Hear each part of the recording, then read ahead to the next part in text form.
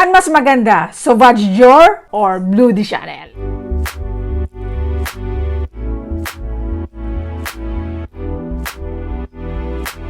So for today's video guys, mag-comparison tayo ng Sauvage Dior at Blue de Chanel. Yung Battle of the Blues guys sa market. Ito yung mabenta sa market na mga blue lines at very popular. It comes to freshness. Blue de Chanel Eau de Parfum from House of Chanel and Sauvage Dior Eau de Parfum from House of Dior. So i-compare natin side by side kung saan ang mas good performance at medyo hindi pricey at saka it smells good. So, mag-umpisa tayo guys sa presyo. So, when it comes to prices, ay medyo may paka-pricey talaga itong mga designer fragrance.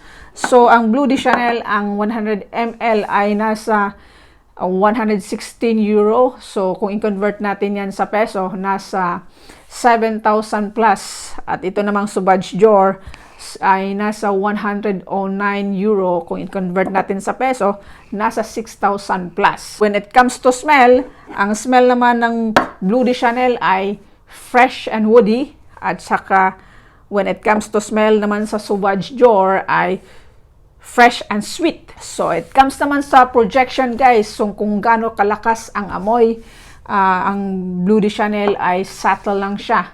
So, hindi siya malakas ang amoy. Kung i-describe ko siya, para siyang malabnaw but a touch of classy.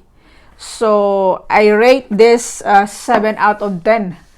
So, ang Sauvage Dior naman, ang projection niya ay very strong talaga at maamoy mo niya steps away. Hindi siya pwedeng ma-overdo, baka mahihilo yung katabi mo. So, I rate this 9 out of 10. So, ang longevity naman nito guys sa Blue de Chanel ay nasa 7 to 8 hours lang. So, mahina siya. So, it comes naman sa longevity naman ng Sauvage Dior ay nasa 8 to 10 hours. Kinabukasan, meron pang ang amoy sa damit. So, very good to sa longevity. So, versatility naman guys, very versatile siya. Can wear it any season and every occasion. So, versatile silang dalawa.